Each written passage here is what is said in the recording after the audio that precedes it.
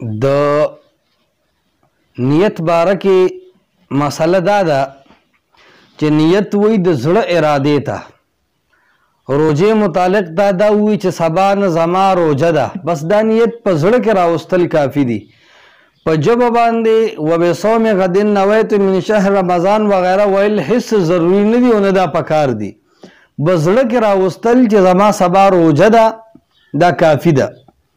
کبھی چې مسلسل روجی وي لکه د رمضان روجې چې شروع شي بس بیا مسلسل دې ورځې وي، داسې مثال په طور باندې د زهار روجې چې شروع شي بیا مسلسل وي، نو دې کې چې د پړومبۍ روجه کې نیت وکړو چې زما د رمضان المبارک د میاشتې د روجو نیت دی، بس دا ټولو دپاره کافي کیږي.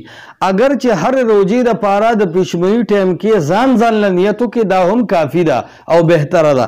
خو که سړي د یو روجې دپاره نیت وکړو دی ووایي چې د رمضان د ټولو روجو د ټولې میاشتې نیت دی زما، دا هم کافي ده. او که سړي صرف پېشمنۍ وکړو په ژبه الفاظ هیر شو خو دا پېشمنۍ د روجې په نیت وکړو، بس دا صرف پېشمنۍ کول سحري کول دا هم د دې دلیل دی چې د دې سړي روجه ده.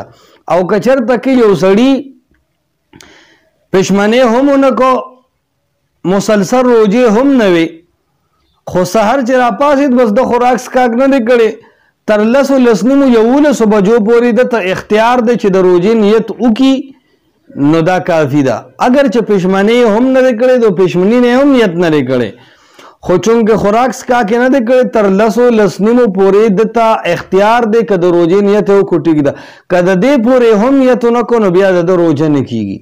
فلهذا د زړه د ارادې ته نیت وایي، په ژبه څه الفاظ ویل دا ضروري نه دي.